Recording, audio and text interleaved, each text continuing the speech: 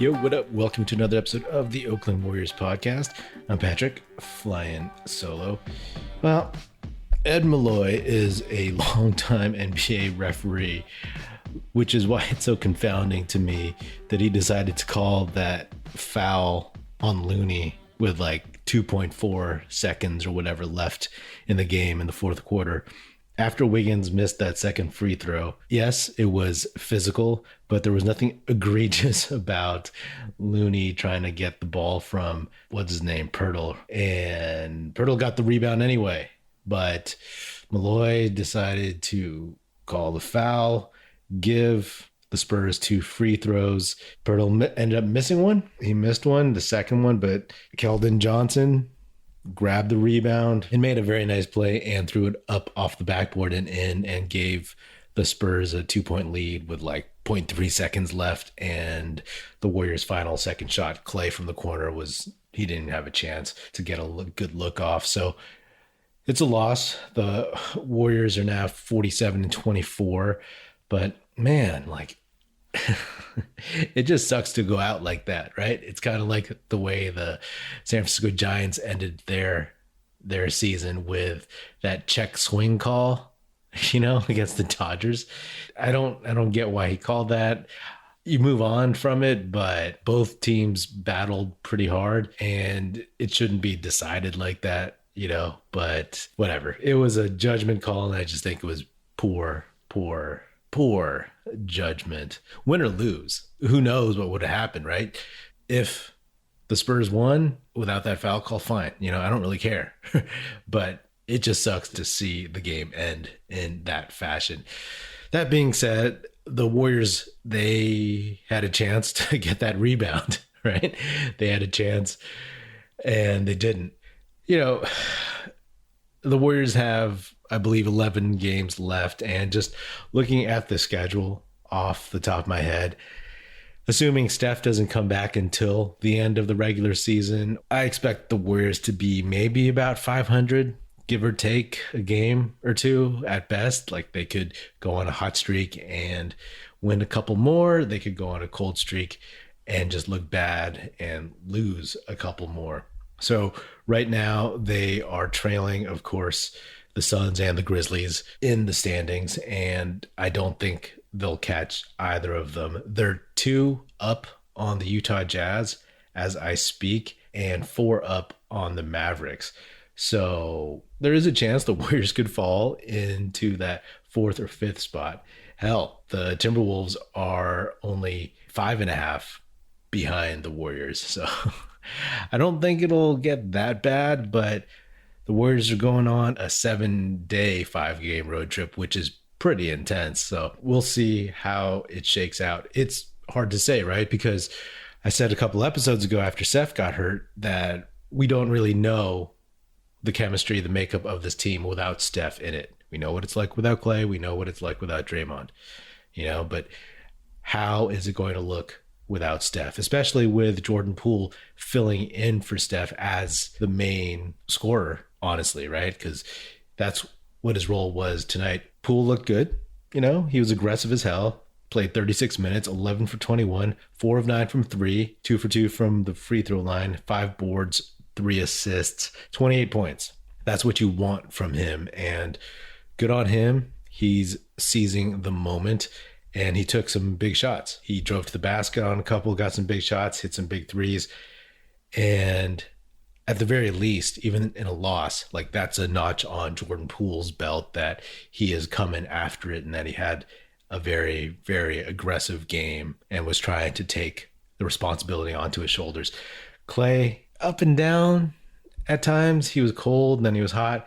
Only 9 for 22 from the field, but 6 for 12 from 3. So he carried them in a lot of moments in this game where the Warriors were just trying to get over the hump. Andrew Wiggins, he played hard, 8 boards, 16 points. Only shot 5 of 13, 6 of 9 from the free throw line. He missed, again, that final free throw, which if he made it, the Warriors are up by 2, and you don't have that foul on Looney, but whatever. Like, what if? Nemanja Bjelica had a good game. He played 25 minutes, was 4 of 8, 1 for 2 from 3, 9 boards, 6 assists, 9 points. Jonathan Kuminga, 4 for 7, 5 boards, 9 points. And Otto Porter Jr., 6 for 13, missed all of his threes, but hit all 4 of his free throws. And he had 16 boards, 16 points as well. So that's pretty good, right? The Warriors out-rebounded. They did a good job. They out-rebounded the Spurs 57-44, which is what really helped keep them in the game. Obviously, Draymond Green got booted out of the game, and usually Draymond gets a longer leash, and he didn't get one here. He got the quick ejection, so that sucks.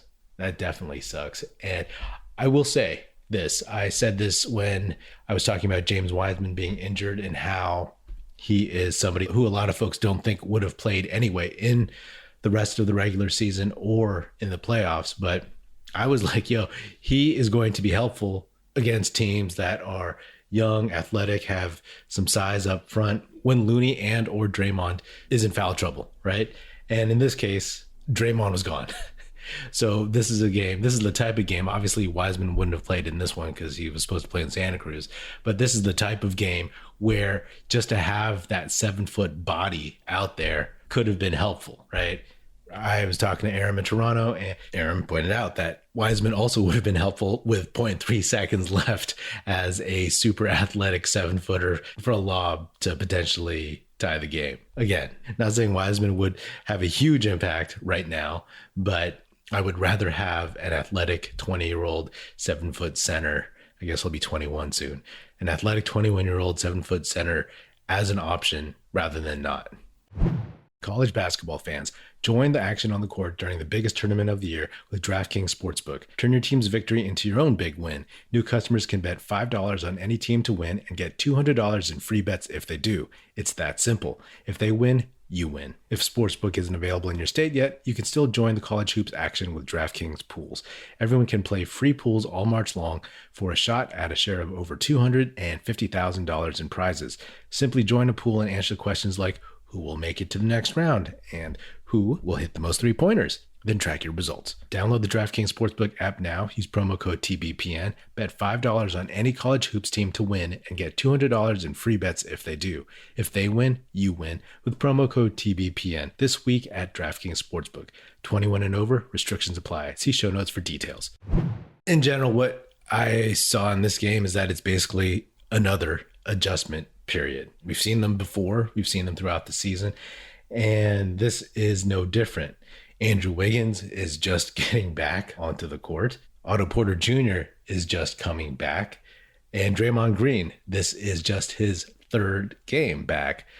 So all of these factors kind of added to this vibe that the Warriors had early on, that it was like, who is going to lead and who is going to take the big shots and what's the pecking order right now, and really just feeling out their rhythms and figuring out how it goes. So I wasn't surprised. They kind of looked a little sluggish, that they weren't clicking 100%, but hopefully they can start figuring some of that stuff out. They go on the road, like I said, and luckily they play the Orlando Magic, and that, of course, is a very winnable game, but we'll see how they come together. This is a totally different team without Steph, so I'm very curious.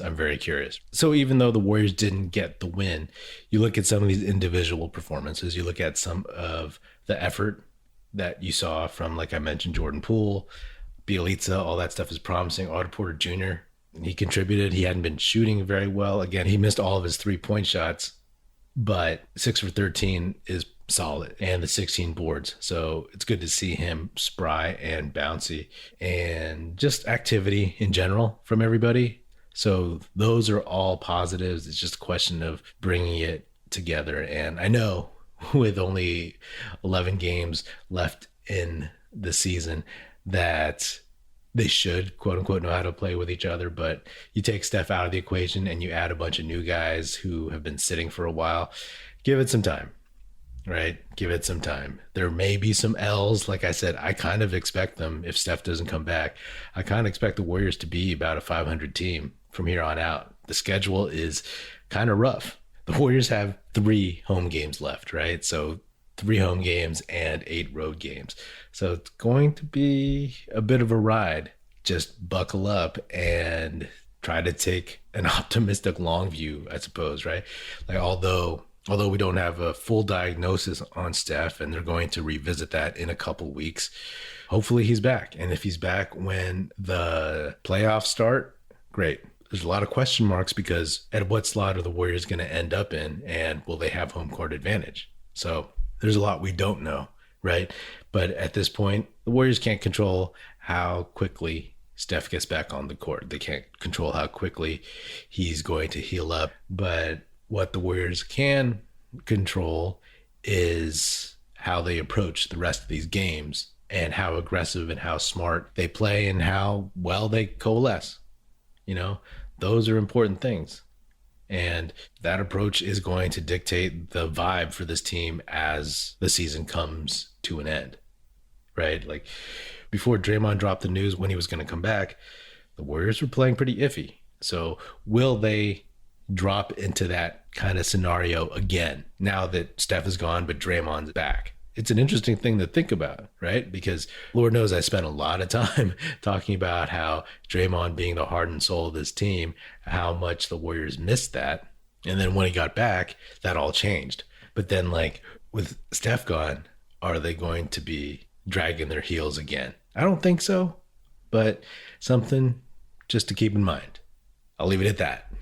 This has been another episode of the Oakland Warriors podcast. Be sure to subscribe wherever you get your podcasts. Feel free to hit me up on Twitter at Patrick Epino, Epino, or at Oakland Warriors. Please do check out and subscribe to our new YouTube channel. The URL is in the show notes below. And be sure to tell your fellow Warrior fan friends to tune in and listen. The Oakland Warriors podcast is produced by National Film Society and is a part of the Basketball Podcast Network. And if you're so inclined, please do leave us a 5-star rating on Spotify and or Apple Podcasts. And on Apple Podcasts, leave us a nice review and say nice stuff about the show. Thanks for listening. That's it. Music in this episode provided by Paper Sun. Special thanks to Paul Amardo for production support. See you next time.